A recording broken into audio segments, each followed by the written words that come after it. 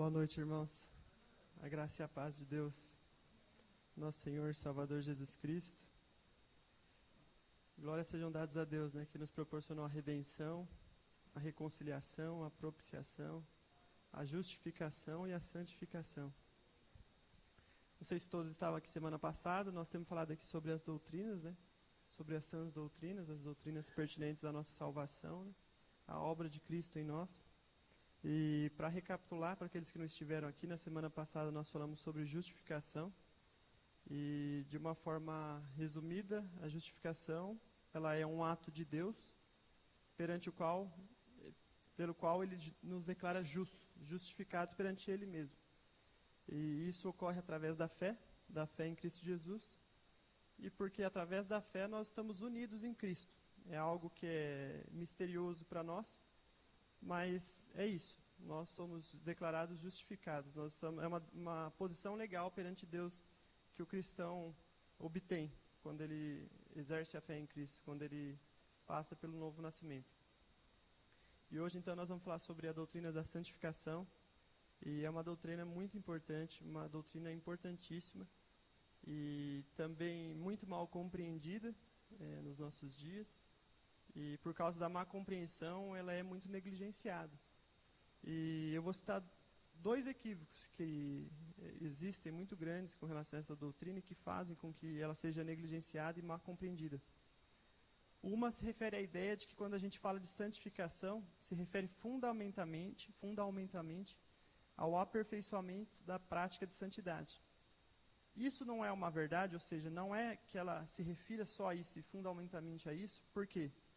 Porque seria impossível que Deus santificasse a si mesmo. E nas Escrituras a gente vê que é dito que o Senhor se santifica. Jesus falou na oração sacerdotal que Ele estava santificando, Ele santificaria. E o segundo equívoco é que essa palavra implique em um estado de santidade no qual é impossível a um filho de Deus pecar. Isso é um equívoco que ocorreu no meio evangelical, algumas ramificações do cristianismo. Eles passaram a acreditar que a gente conseguiria obter aqui, nessa vida, um estado de santidade em qual nós não pecaríamos mais. E nós sabemos que isso não é uma verdade, porque nós estamos num corpo corrompido. E também uma outra coisa que argumenta no fato de que a santificação em si não representa isso, não implica nisso, é que Paulo, em 1 Coríntios, quando ele vai fazer ali, endossar a carta a quem ele está endereçando, ele fala: a igreja de Deus que está em Corinto, aos santificados em Cristo. Ou seja, como eles foram santificados em Cristo, sendo que eles eram uma igreja cheia de imoralidade, impiedade, eles viviam no pecado, Tanto que essa carta ele faz uma exortação grande com relação a isso.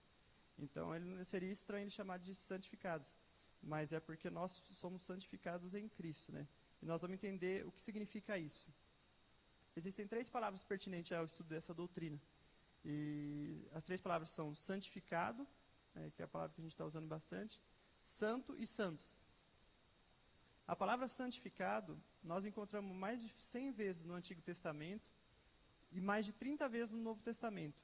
E o sentido básico dela significa separado por Deus e para Deus. E um versículo aqui que endossa isso.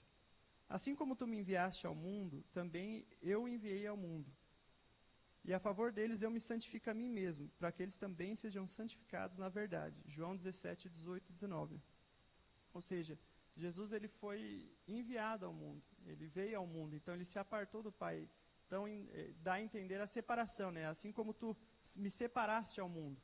E Jesus foi separado para vir ao mundo, para cumprir a vontade do Pai, e para revelar o Pai.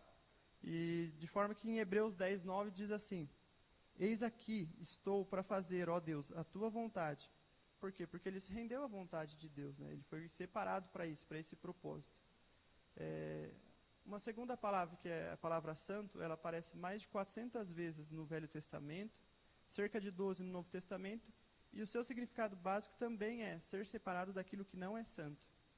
Com efeito, nos convinha um sumo sacerdote, assim como este, santo e inculpável, sem mácula, separado dos pecadores e feito mais alto do que os céus. Isso aí é um texto de Hebreus. E isso aqui mostra o que significava Cristo ser santo.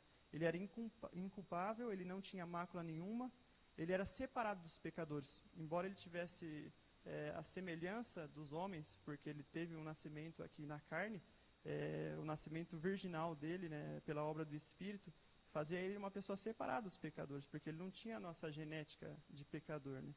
Então, a santidade pessoal de Cristo é explicada por essas palavras. E a terceira palavra, que é pertinente, que são a palavra santos, né, que é no plural, ela aparece 62 vezes no Novo Testamento, e o significado básico também é separado para Deus em Cristo Jesus. E ela é usada geralmente para falar sobre a igreja, né? E, por exemplo, em 1 Coríntios, o texto que nós já lemos, fala que Paulo começa falando que a igreja de Deus em Coríntios aos santificados, né? Ele fala que estão sendo santificados, que Jesus para serem santos, né? Então ele está usando essa palavra para se referir à igreja. Nós concluímos então, diante disso, que essas três palavras elas têm uma mesma conotação, que é de separação. Então, nós precisamos entender que, na verdade, santificação, quando a gente fala de ser santo, de ser santificado, dos santos do Senhor, nós estamos falando de pessoas que foram separados. Separados para o quê? Separados por Deus, separados para Deus e separados das coisas que são impuras. Porque não basta você ser separado, por exemplo, do pecado. Você tem que ser separado do pecado, mas para cumprir um propósito em Deus.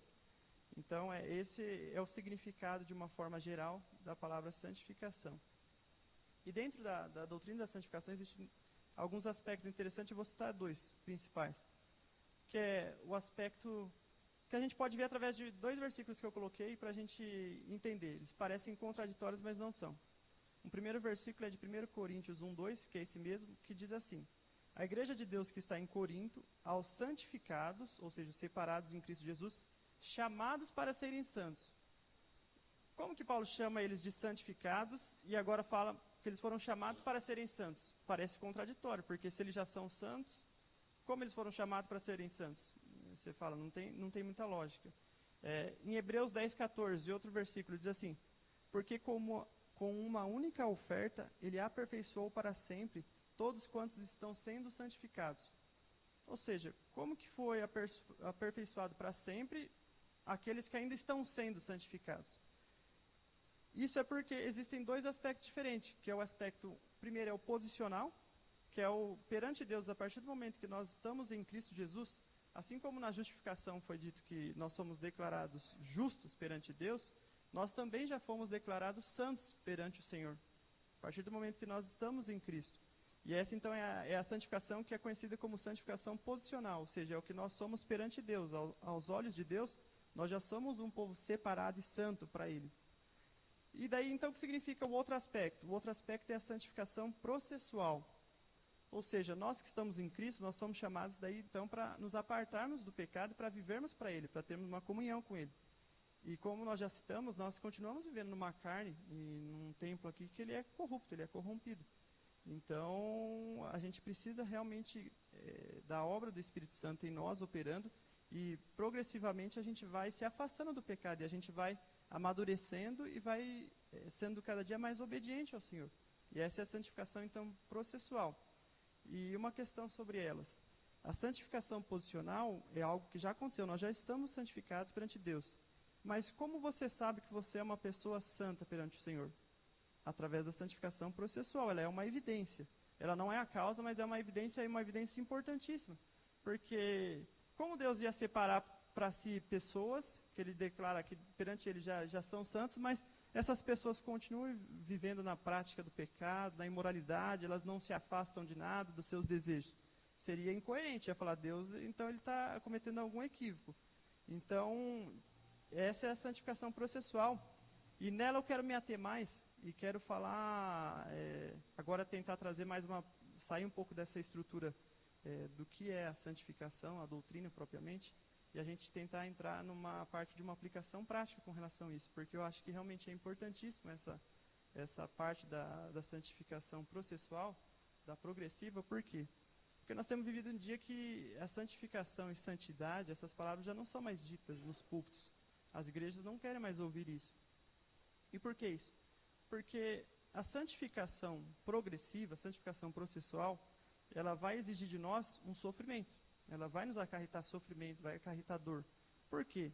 Porque se nós estamos num corpo que tem inclinações e desejos ao pecado, mas nós agora temos um Espírito de Deus que habita em nós, e nós desejamos ser como Ele, nós desejamos estar com Ele, ter comunhão com Ele, ser obediente a Ele, adorar Ele, vai haver um grande duelo no nosso corpo. Então isso vai acarretar em sofrimento, vai acarretar em dor. E quais são também as outras coisas que acabam acarretando fora essa luta contra o pecado? Nós temos a luta também contra o diabo, que também está louco para nos destruir. A luta contra nós mesmos, né, que já foi citada. E a disciplina de Deus. Porque Deus também disciplina aqueles a quem Ele quer aperfeiçoar. Né? É como um exemplo uma criança. Quanto mais você disciplina, mais obediente ela vai se tornando, né? E com uma disciplina de amor, uma disciplina correta, a tendência é que cada vez ela progrida mais e se torne uma pessoa obediente. E hoje nós não vemos mais isso nas igrejas, então. Então é algo muito preocupante. Por quê? Porque é uma evidência importantíssima de que nós somos verdadeiramente salvos, que nós estamos realmente vivendo uma novidade de vida. E talvez seja por causa dessa covardia, dessa fuga com relação à dor e ao sofrimento, que hoje não se fale mais nisso. E ao contrário de falar de santidade, o que existe hoje é uma grande tolerância ao pecado. Hoje nós somos, a igreja de Deus acaba sendo muito complacente, acaba sendo muito condescendente com o pecado. E as pessoas na igreja, elas têm aversão à disciplina, elas têm aversão à reprovação e à censura. E os corações estão mais endurecidos. Nós não vemos mais pessoas quebrantadas e contritas. Isso de fato eu acho que, eu não digo nem da nossa igreja, estou falando da igreja no geral. A igreja do Senhor na terra, esse é o cenário atual. Embora alguns possam discordar, eu acho que é difícil, porque essa é a realidade, sabe? A gente não vê mais pessoas chorando na presença de Deus. E para a gente tentar fazer uma aplicação mais prática disso, trazer para a nossa realidade, realmente, com a direção do Espírito Santo, eu quero meditar no capítulo 12 de Hebreus, mas antes da gente entrar no capítulo propriamente, eu quero fazer só uma introdução para quem não conhece o livro de Hebreus. Falando a partir do capítulo 11, ele começa a fazer ali uma descrição dos heróis da fé, uma lista de pessoas que venceram essa vida, que passaram por aqui e venceram pela fé em Cristo, né, pela fé em Deus. E ele nos leva a um encorajamento mostrando que, apesar das dificuldades, apesar das adversidades, vale a pena ter fé, vale a pena nos lançarmos na fé. E é interessante, então, que nesse capítulo 11, só para contextualizar, as pessoas citadas ali, elas estão em circunstâncias diferentes, ou seja, existem pessoas ali que estão em tempo difícil, é citado exemplo de fé no Êxodo, é citado exemplo de fé na Terra Prometida. São circunstâncias diferentes e são exemplos de pessoas que perseveraram na fé. Uma outra questão com relação ao capítulo 11 é que ele mostra pessoas diversas também. Ali tinha lavradores, políticos, empresários, e somente uma pessoa é citada ali, que era da parte eclesiástica, vamos falar assim, que era Samuel. E ainda assim foi citado muito rapidamente. Então isso traz uma lição já, ele traz ali então uma lista de pessoas, de homens que foram santos, homens que foram heróis pela fé em Cristo. E são homens como nós, são homens que eram os mais diversos. E agora falando já do capítulo 12, que como eu vou começar a ler a partir do 14, eu queria só fazer uma descrição, né, do que ele começa falando ali. Ele faz então essa descrição dos heróis da fé como um encorajamento, e daí ele faz uma comparação, ele começa o capítulo 12 fazendo uma comparação da vida cristã com uma corrida. Ele começa a fazer uma analogia com a corrida, que era muito comum ali em Roma, né, na Grécia, eles eram muito acostumados com esse tipo de coisa. Então ele começa a mostrar que é realmente uma corrida, e que nós devemos nos envolver nessa corrida, que nós devemos ser encorajados pelos vencedores que testemunham para nós o que Deus é capaz de fazer pela fé que é depositada nele, e ele nos convida a olharmos firmemente em Jesus, para Jesus, em atitude de fé, né? E também depois dele fazer então essa introdução, convidando a gente para participar dessa corrida, ele nos mostra a certeza do amor de Deus, revelando o quê? Que durante essa peregrinação, durante essa corrida, acontece muita dor. Por quê? Porque é necessário que a gente seja disciplinado para que a gente possa progredir. O pastor deu um exemplo quando ele estava falando sobre fé, usando o texto de Hebreus, acho que uns 3 domingos atrás. É exatamente esse. A pessoa, um atleta, ele para se fortalecer, ele tem que se exercitar. E isso vai exigir um esforço e dor também, vai gerar dor. Se você for para uma academia, você precisa, na verdade, sempre ultrapassar os limites para você avançar de patamar. E é basicamente o que ele mostra aqui. E o que ele mostra, fazendo analogia com relação à disciplina, é que Deus nos ama e por isso ele nos corrige. E se ele não nos corrige, é um alerta de perigo. Por quê? Porque talvez nós não sejamos filhos. Porque ele fala, Deus corrige a quem ama e quem são os seus filhos. E ele prova de três formas que a correção de Deus vem do coração amoroso de Deus, que é, ele usa as escrituras, do versículo 5 e 6, citando Provérbios, depois ele apela para a experiência pessoal, e depois ele mostra que os resultados são eficazes, ou seja, ele mostra 3 evidências de que realmente é maravilhoso ser disciplinado por Deus. E agora então, entrando já no capítulo, na parte que eu quero ler, que é a partir do versículo 14. Se vocês puderem abrir.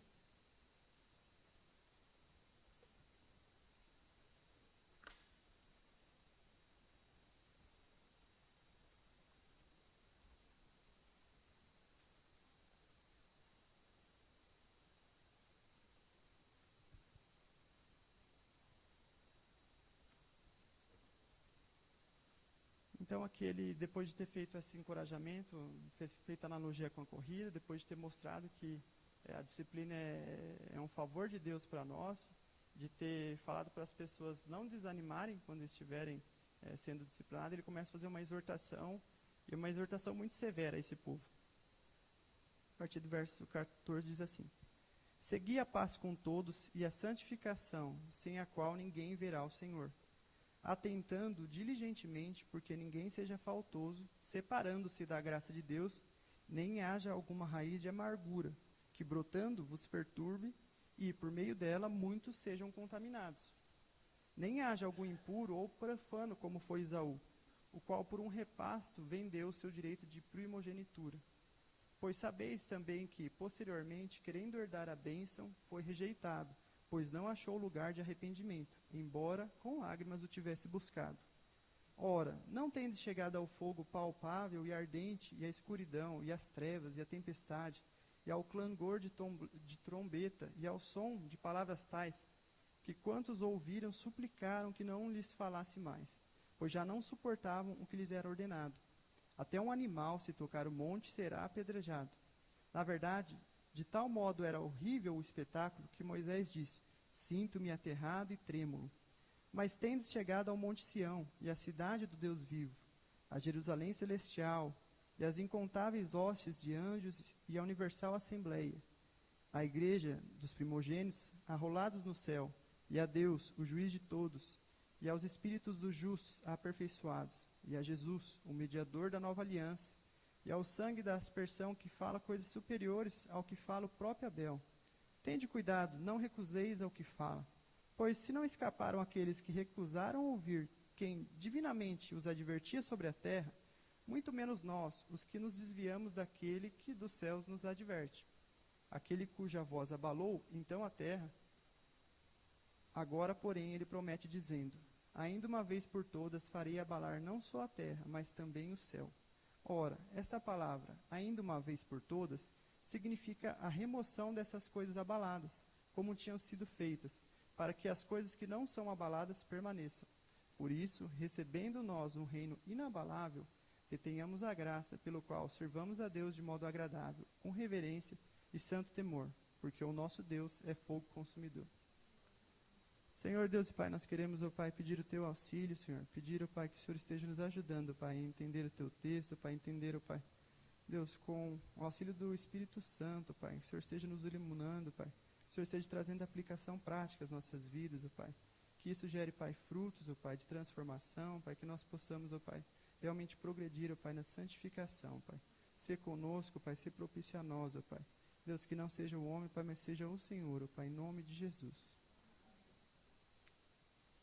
Então aqui no verso 14, ele começa mostrando que os sofrimentos eles têm um potencial de arruinar e azedar o nosso espírito e intensificar a raiva.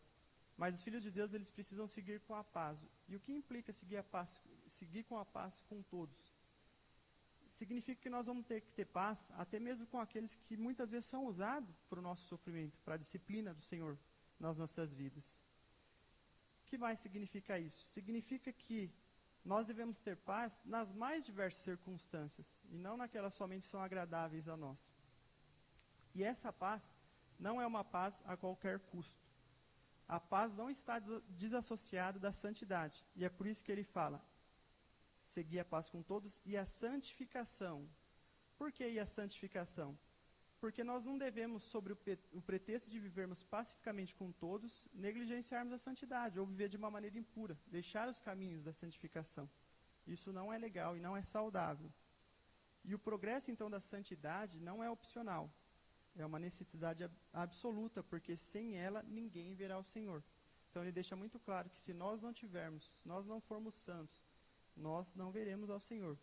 E se não há progresso em nossas vidas com relação à santidade, então Deus não está trabalhando em nós. E se Ele não está trabalhando em nós, é uma evidência de que nós não somos filhos. Isso tem que ficar muito claro.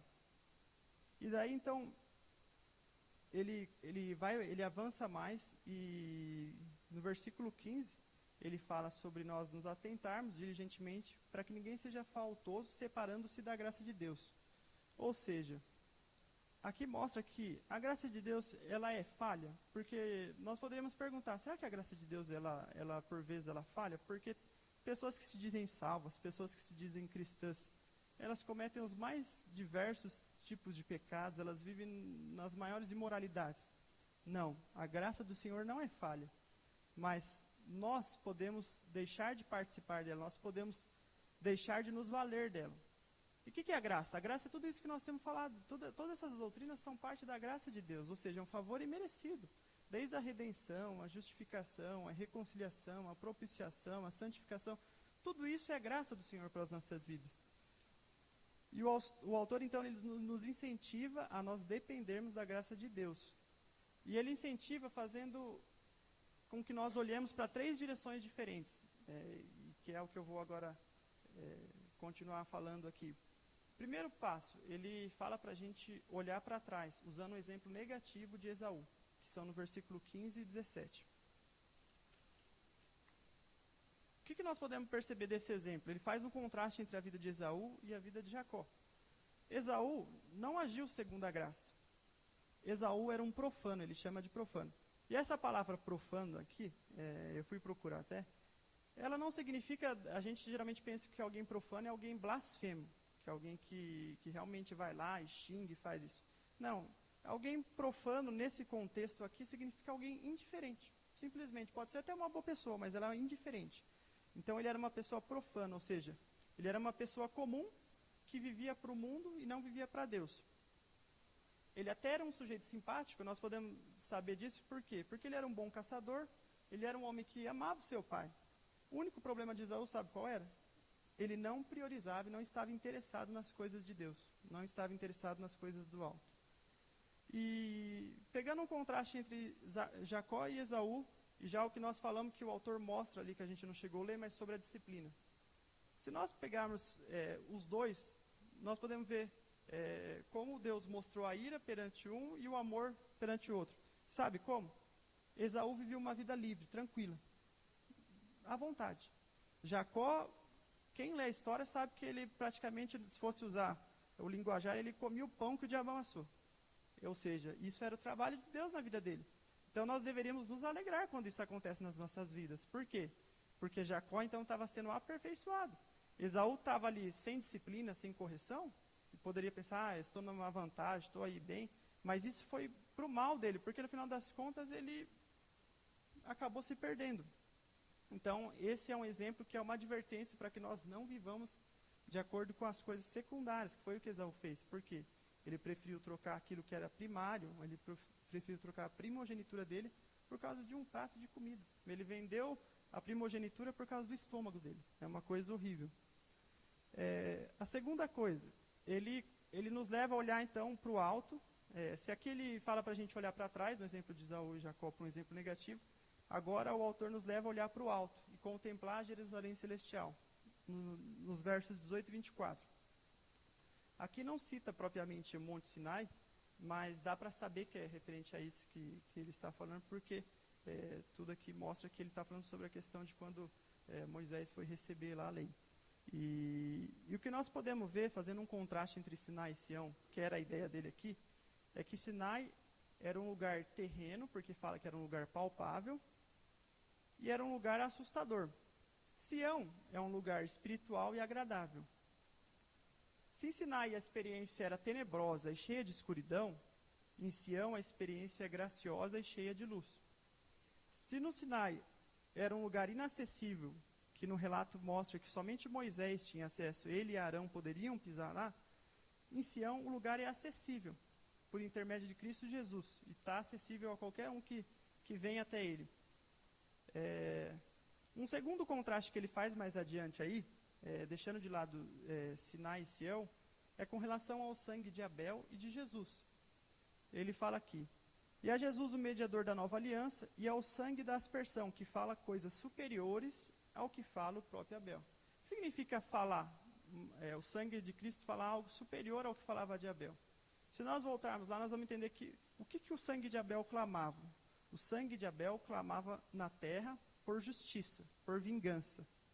O sangue de Jesus falou do céu, anunciando a misericórdia aos pecadores. Abel, o sangue dele levou ao sentimento de culpa e levou à fuga. Caim se sentiu culpado, e certamente porque ele realmente tinha cometido um erro, mas uma culpa que conduziu ele à fuga.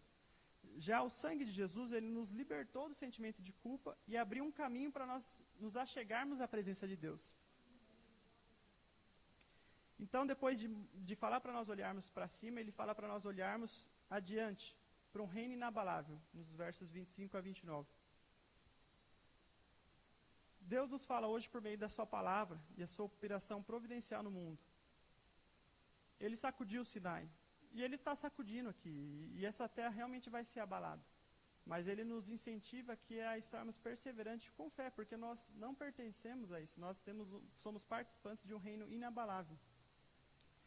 Mas, mais do que isso, ele usa essa questão do reino inabalável para depois fazer uma severa advertência, lembrando quem nós somos em Cristo. Ele mostra que, se o povo que foi avisado sobre a terra por quê? Porque foi ali no Monte Sinai, pereceu porque estavam indiferentes, porque foram rebeldes àquilo que tinha sido dito, quão mais severo será o destino daqueles que dão as costas para aquele que do céu nos adverte hoje. E daí uma frase que explica muito isso: quanto mais altos são os privilégios, maiores as responsabilidades. Então, se nesse contraste de Sião e Sinai nós vemos que Deus foi gracioso, se nós somos participantes da graça, que é muito melhor do que participarmos da lei, que era o que eles participaram no Monte Sinai, nós temos que ter também isso em mente, que as responsabilidades são muito maiores. Então, é uma advertência severa. E essa mesma parte do texto ele nos leva a alguns outros ensinamentos. Primeiro, que nós devemos então ser obedientes, não recusar aquele que fala do céu. Segundo, nós devemos ser confiantes.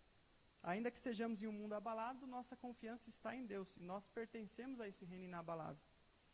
E terceiro, nós devemos ser reverentes, porque o Deus de Sião, o Deus de Sinai, é o mesmo Deus de Sião. Embora hoje ele esteja falando de uma forma graciosa, ele esteja falando de uma forma bondosa, ele continua sendo o mesmo Deus justo que odeia o pecado, abomina o pecado, e que vai aplacar a sua ira perante aqueles que rejeitam o seu Filho. Então, o mesmo Deus que atemorizou, que deixou eles espantados, aterrorizados, é o mesmo Deus de Sião. Embora hoje nós estejamos ainda tendo um tempo da graça, onde ainda nós temos, é o tempo da oportunidade, que é citado muitas vezes até pelo pastor. Nós estamos de fato vivendo esse tempo da oportunidade. E diante então desse simples estudo sobre esse texto, a minha pergunta é: nós temos nos santificado? Nós temos sido disciplinados por Deus? Se nós temos sido disciplinados por Deus, nós temos nos alegrado nisso? Qual tem sido nossa reação perante aquilo que nós temos vivido em Deus? Nós precisamos perguntar isso por quê? Porque se nós não estamos sendo disciplinados, já foi dito, nós talvez não sejamos filhos. Se nós estamos sendo disciplinados, mas nós estamos agindo de uma forma indiferente, agindo de uma forma incorreta, nós estamos sendo condenados. Nos mostra que então isso é para a nossa condenação. A Bíblia, ela é muito completa. Nós precisamos meditar na palavra do Senhor, porque a palavra de Deus é que nos santifica. Jesus, quando foi falar lá na oração sacerdotal, o que ele disse? Santifica-os na tua palavra é a verdade. Então, primordialmente, nós temos que estar de acordo com a palavra de Deus. Tem um texto que fala que a palavra de Deus ela é mais afiada que uma espada de 2 gumes. E esses dias eu estava meditando sobre isso, e eu nunca tinha pensado nessa perspectiva. Por que vendo todas essas doutrinas e vendo que tudo realmente vem do Senhor, que nada é mérito nosso, e que tudo é realmente provisão de Deus, por que ela é uma espada de 2 gumes?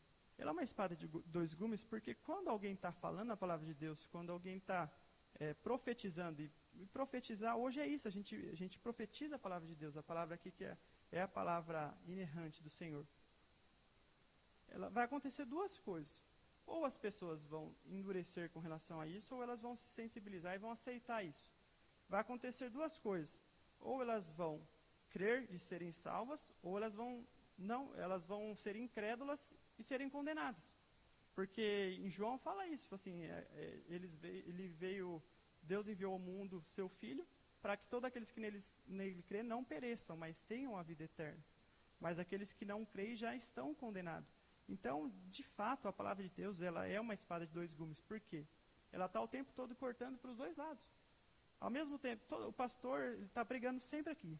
O Nê está pregando. Eles estão sempre pregando. Tantos homens de Deus por aí estão pregando. A pergunta é, será que nós temos ouvido e a espada de Deus tem penetrado no nosso ser para nós sermos salvos ou para nós sermos condenados? Porque de fato é isso que acontece. Aqueles que falam a mensagem, não têm controle sobre o que vai ser produzido no coração, porque é uma obra divina do Espírito Santo. Então nós temos que nos sondar. Por quê? Porque hoje é muito triste nós vemos que nas igrejas, infelizmente, muitas pessoas estão indo diretamente para o inferno, as pessoas estão indo direto para um abismo, e elas acham que estão sendo salvas. Jesus disse em Mateus, chegará aquele dia que muitos dirão, mas Senhor, Senhor, nós não profetizamos em seu nome, nós não fizemos maravilhas. Ele vai falar, apartai-vos de mim, eu não vos conheço. Vocês já imaginaram que tragédia é a pessoa achar que ela é salva, mas não é? Então nós precisamos ouvir a voz de Deus, nós precisamos ouvir a palavra. E nós precisamos estar atentos, então. Por quê?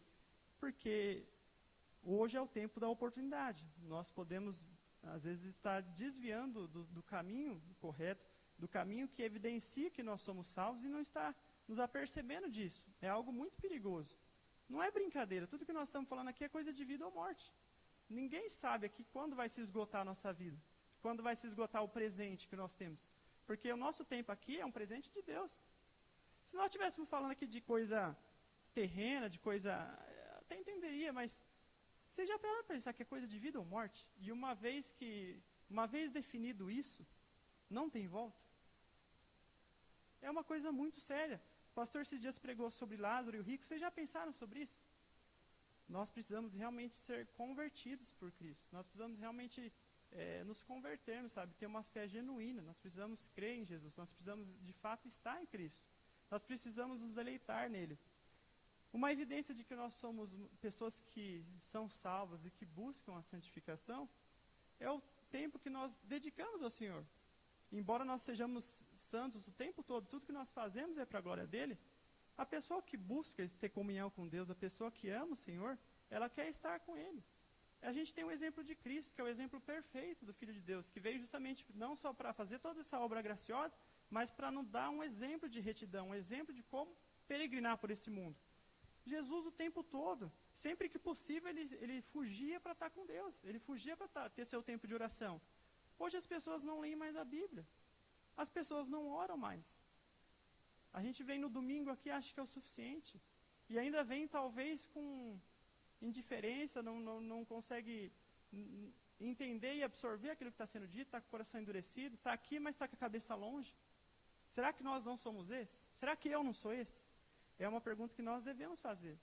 Por quê? Porque a gente tem a tendência a não gostar de advertência, não gostar de exortação, mas esse texto eu achei maravilhoso, porque o autor ele mostra de uma forma muito clara que aqueles que estão sendo exortados, aqueles que estão sendo disciplinados, é por causa do amor e da graça de Deus. Nós precisamos realmente entender isso, sabe? A gente precisa realmente entender, e não só entender, como buscar. Quando foi a última vez que, se você realmente não tem vivido isso, e você pode estar preocupado agora, você tem clamado pelo Senhor? Clamado, Senhor, disciplina-me, ensina-me a abrir mão dos meus pecados, porque a gente está tão acostumado a orar só em busca dos nossos benefícios, sabe? A gente está tão dominado pelas coisas terrenas que a gente não se apercebe que isso está influenciando até a nossa vida com Deus. A gente acha que a gente tem uma vida verdadeiramente cristã, mas as nossas orações giram em torno de pedir coisas em nosso benefício, ainda que espirituais. A gente só pede, só pede, só pede. Ninguém só pede bênção. Ninguém vê como bênção a exortação. Ninguém vê como bênção pedir que o Senhor esteja realmente nos trazendo sofrimento e dor. Quem se alegra no sofrimento e na dor? Nós somos pessoas tolas muitas vezes. Nós precisamos realmente ter a sabedoria do alto. E a sabedoria é o temor do Senhor. Nós precisamos realmente temer o Senhor. Uma pergunta que eu faço. Quando foi a última vez que você de fato chorou por ter resistido ao pecado? Isso é uma coisa individual de cada um. A gente sabe as nossas fraquezas. Você sabe quando vem aquele sentimento da carne tentando te dominar. E você fica ali. Você precisa ter uma batalha. Isso gera uma dor. Por quê? Porque você sabe que você não quer fazer aquilo. E a gente tem resistido. Ele fala que, ora, na vossa luta contra o pecado, não tendes resistido ainda até ao sangue. Talvez a gente não tenha resistido nem à lágrima. Que dirá ao sangue? Você tem resistido? Você tem chorado em luta contra os seus pecados? Pedido para o Senhor tirar os pecados de estimação? Ou será que você nem lembra que eles existem? Será que ninguém aqui é pecador? Só eu sou pecador. Nós precisamos realmente estar sensível a Deus. Nós precisamos realmente querer ser santos. E ser santo é viver em separação. Não sejamos indiferentes. Hoje é o tempo da oportunidade. Nós precisamos realmente ser pessoas santas, separadas para Deus, separadas do pecado. Deus é um Deus gracioso, que ainda nos deixou o Espírito Santo de Deus para realmente nos conduzir, nos ajudar nessa caminhada, nessa luta, que é uma luta realmente penosa para nós. É o que Paulo disse em Romanos: o bem que eu quero fazer, porque agora o Espírito de Deus habita em mim, eu não consigo. Por quê? Porque embora o Espírito de Deus esteja em mim, eu estou numa carne corrompida, uma carne que foi herdada de Adão. Isso é triste. Então, por isso que também Pedro fala que nós, no presente, precisamos estar contristados, nós precisamos ser entristecidos, cientes de que a nossa provação, elas realmente vão nos aprovar, nos reprovar perante Deus, que elas vão nos refinar como ouro no fogo do Senhor. Então, eu quero concluir com isso, pedindo para que a gente realmente, todos possam refletir nas suas vidas e ver se a gente tem vivido realmente uma vida santa. Espera aí, rapidinho, licença.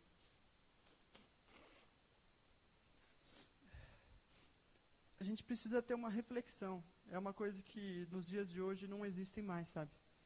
Eu gosto de uma frase que, inclusive, eu sempre confundo o autor se é Aristóteles ou Sócrates, que diz o seguinte: uma vida sem reflexão é uma vida que não vale a pena ser vivida.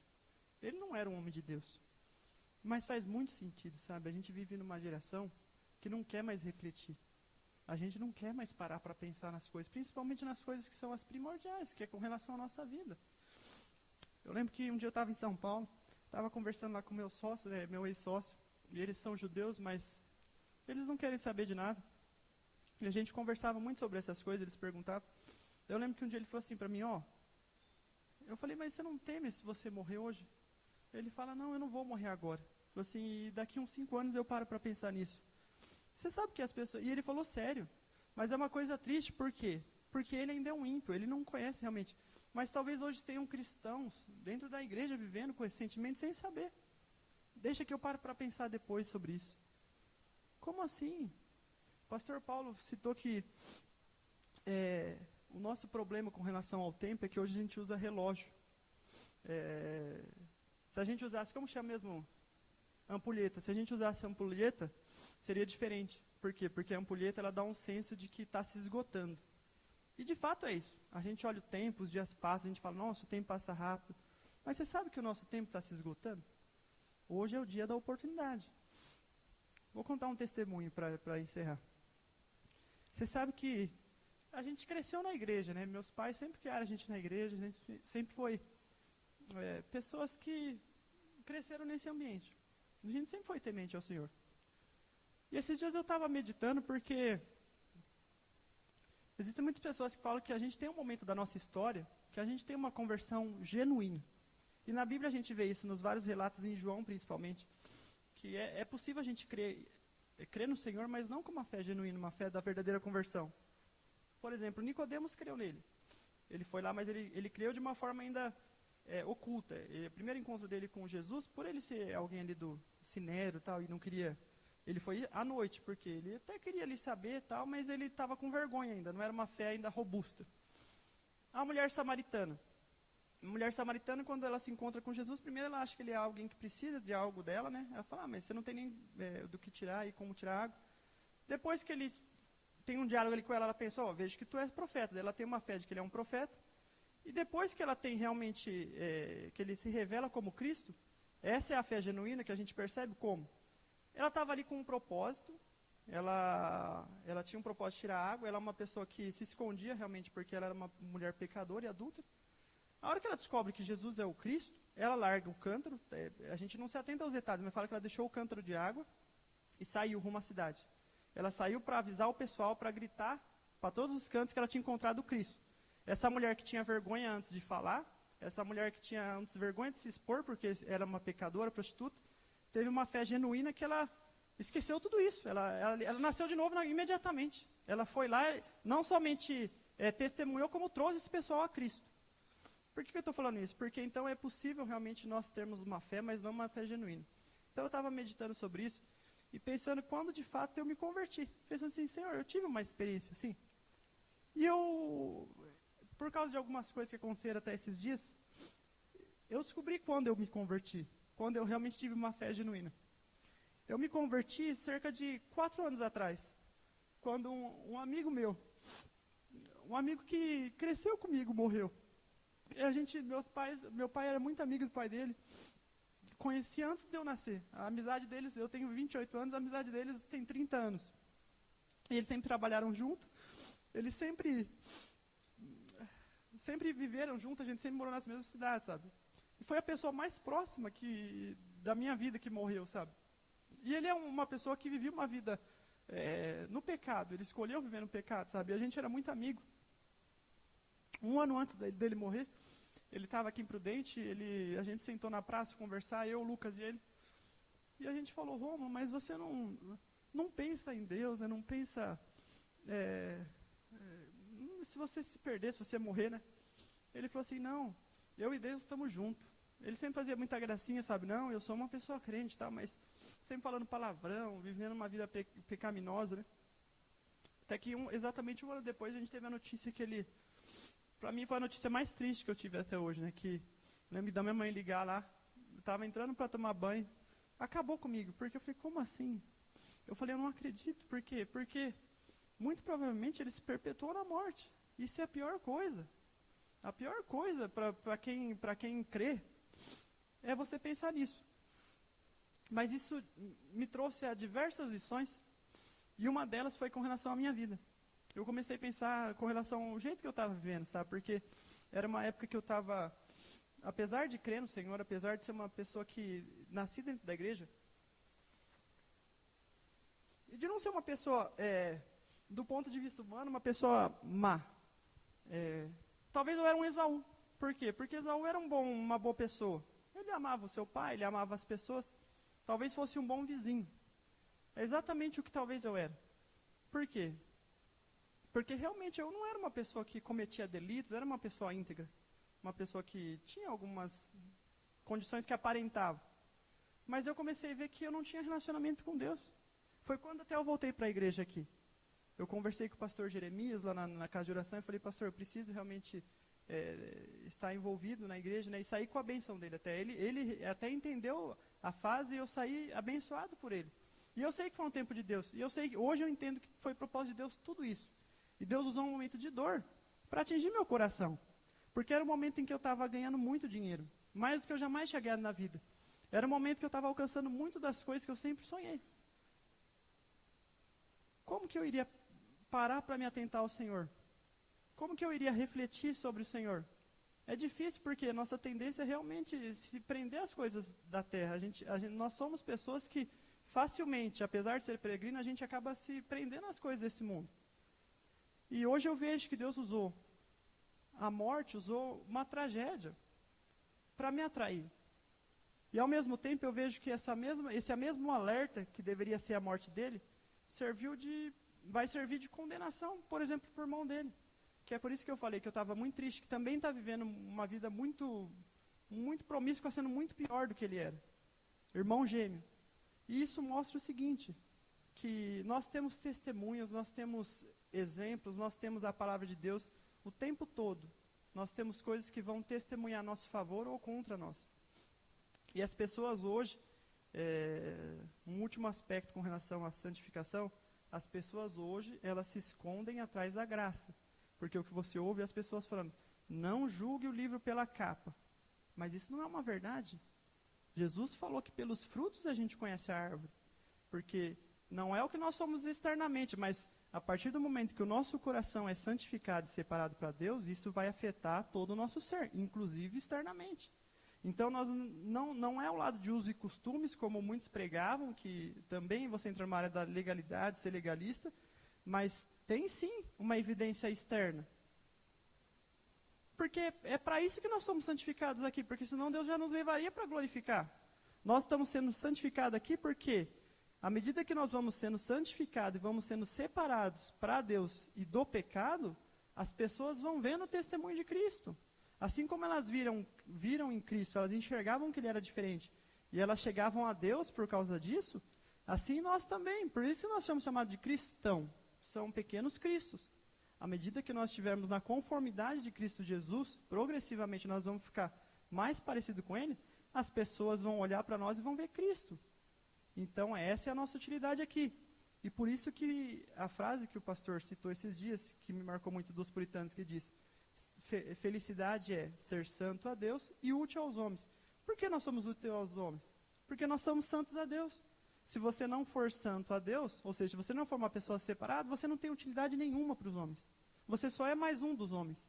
Agora, se você é uma pessoa santa, você está sendo uma pessoa feliz, porque está vivendo uma vida gloriosa. E você está sendo útil aos homens. Por quê? Porque você está testemunhando o Evangelho. Vamos orar.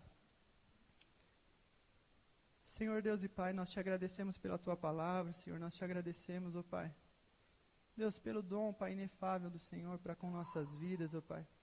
Te agradecemos pela graça maravilhosa, Pai, porque o Senhor nos deu, Pai, aquilo que era imerecido, Pai. O Senhor nos deu, Pai, infinitamente mais, ó Pai, do que nós imaginaríamos, Senhor.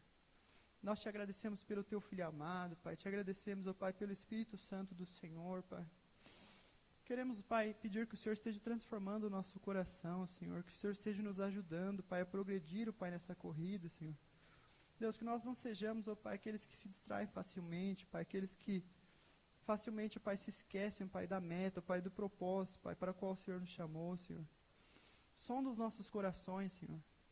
Deus, vê se há em nós algum caminho mau, Pai. Deus, que o Senhor nos ajude a ter uma vida, Pai, de arrependimento, Pai, uma vida, Pai, que nós possamos, ó Pai, demonstrar frutos verdadeiros, ó Pai, de que nós somos verdadeiros cristãos, Pai. Que nós possamos, ó Pai, viver uma vida piedosa, Pai.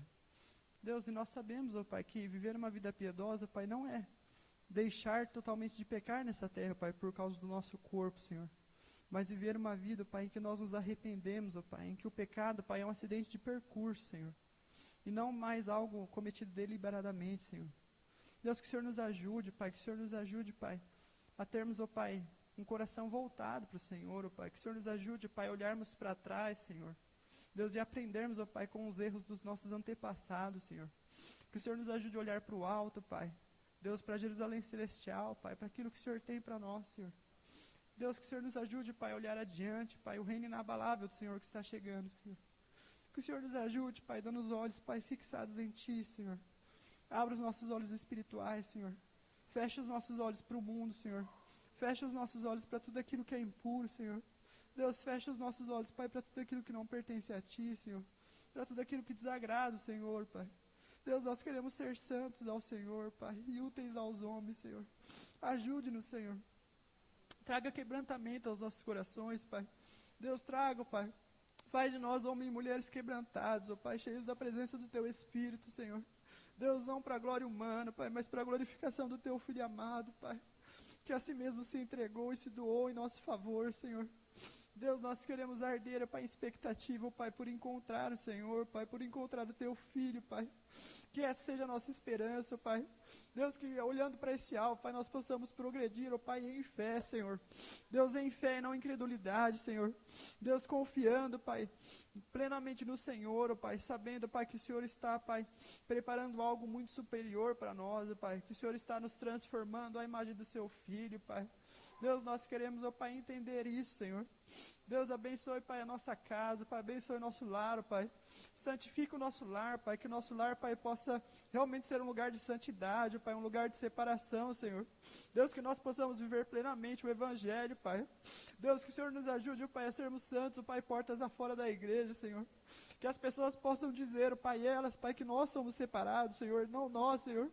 Porque nós sabemos que elas que testemunham verdadeiramente, Pai, se somos santos ou não, Senhor. Que o Senhor nos ajude, Pai, a testemunhar, Pai. E não sermos como aqueles que se assentam na roda dos escarnecedores, Pai. Aqueles que zombam, Pai. E depois estão aqui na Tua casa, Pai, com hipocrisia, Pai, com incredulidade, Senhor. Livra-nos, Pai. Livra-nos, Pai. Que o Senhor nos ajude, Pai, a sermos verdadeiramente, Pai, homens e mulheres piedosos, Pai. Deus, que o Seu Espírito Santo possa se mover em nosso meio, Pai. Deus, que nós possamos saber, Pai, que o Senhor é um Deus santo, Pai. O Senhor é um Deus santo, Pai. Que nós possamos contemplar a Tua santidade todos os dias, Pai. Que o Senhor nos ajude a separarmos um tempo, Pai, para o Senhor, Pai, um tempo de intimidade, Pai. Um tempo exclusivo para o Senhor, Pai. Deus, que o Senhor ajude-nos, Pai, a termos nossa vida devocional fortalecida, Pai. Que nós não sejamos negligentes, Pai. Deus, porque nós sabemos, Pai, que se estivermos afastados da Tua palavra, Pai, da Tua presença, Pai, o pecado nos dominará, Pai, e nos conduzirá à morte, Pai. Mas nós queremos aproximar-nos da Tua palavra, Pai, porque a Tua palavra nos traz vida, Senhor. E nós queremos viver, Pai. Deus, nós não queremos desperdiçar a oportunidade que o Senhor nos dá hoje, Pai. Nós não queremos desperdiçar a oportunidade do Senhor, Pai. Bendito o Seu nome, Pai. Deus, continue a ministrar as nossas vidas, Pai. Nós Te agradecemos, Pai. Te agradecemos porque o Senhor ainda fala, Pai, aos nossos ouvidos, Pai. Porque o Senhor ainda fala aos nossos corações, Pai. Deus, Te agradecemos por ter livre acesso a Ti, Pai. Algo que muitos desejaram, Pai, e não puderam ter, Pai. Nós Te agradecemos ao Teu Filho amado por ter permitido e propiciado esse acesso, Pai. E ao Teu Santo Espírito, Pai, que nos conduza, Pai, a adentrar neste caminho, Pai. Em nome do Senhor Jesus. Amém.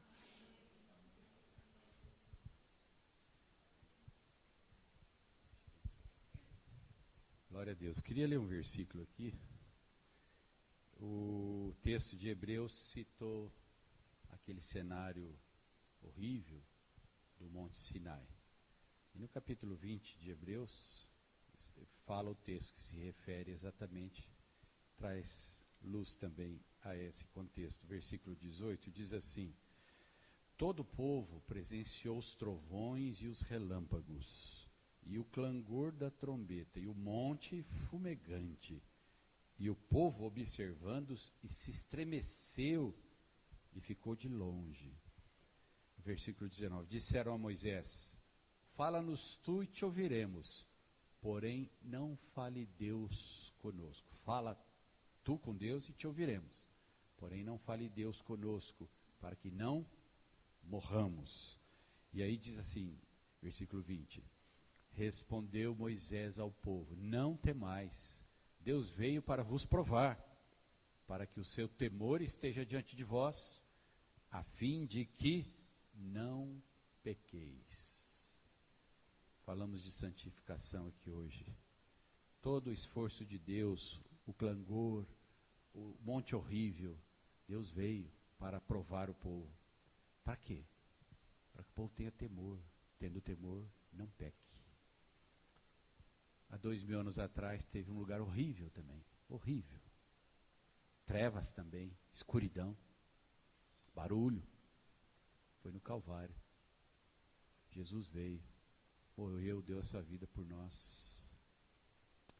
Tudo que Jesus dizia é: vá em paz e não peques mais. A santificação nos liberta do poder do pecado.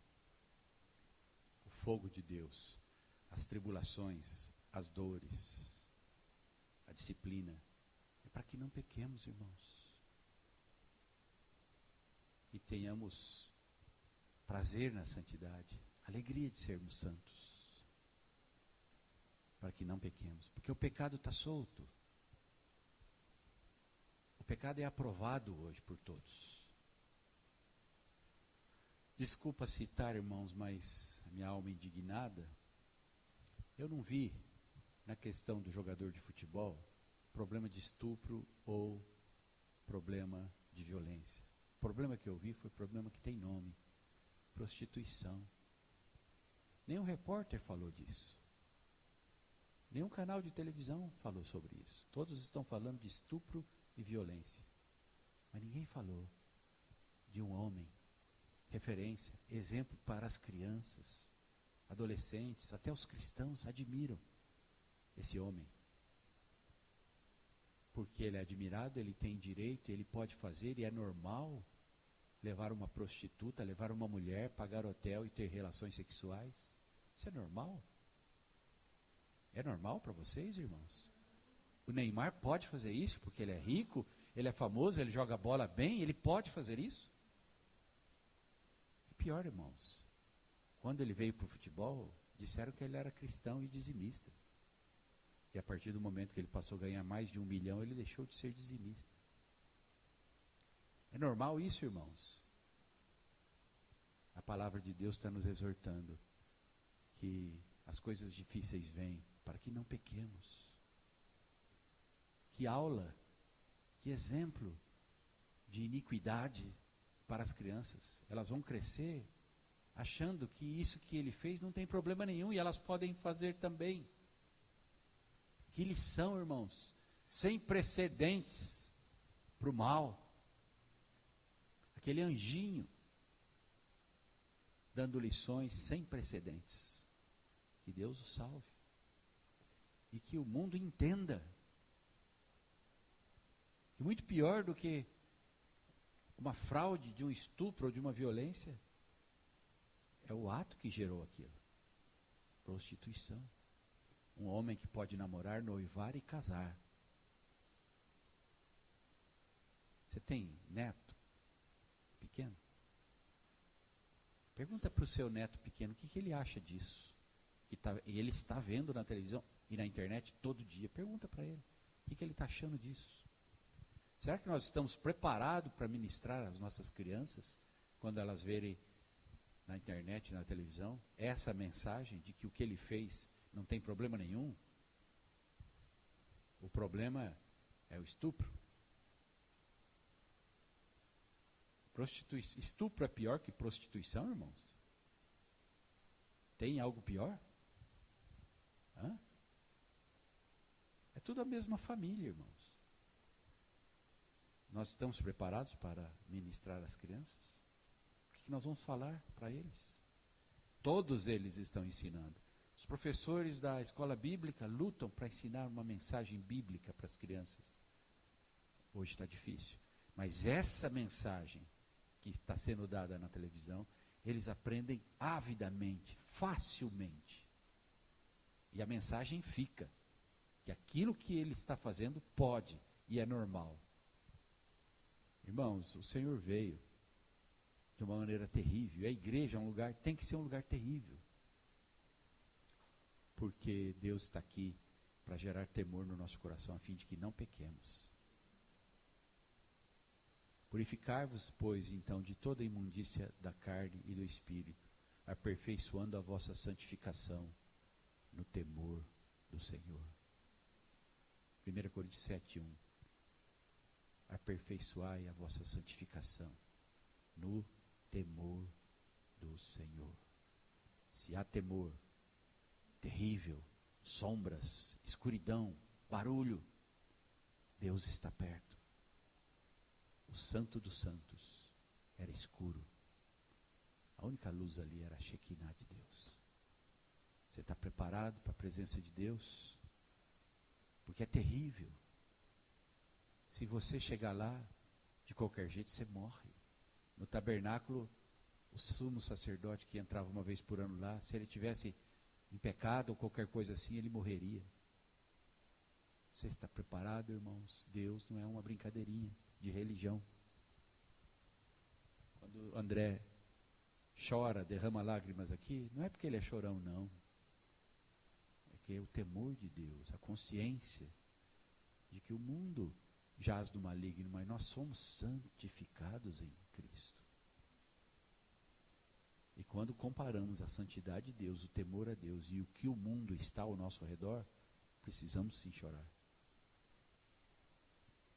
É hora de chorar. O livro de Joel diz: chorem os sacerdotes, os ministros do altar. Amém, Senhor, entregamos nas tuas mãos cada um de nós aqui, em nome de Jesus. Nós ouvimos essa palavra e que isso gere temor no nosso coração. Não nos deixe sair daqui igual. Gere temor no nosso coração. Em nome de Jesus. E que nós não venhamos a pecar. Em nome de Jesus. Abençoa o teu povo. Amém. Deus te abençoe, viu? Deus seja louvado.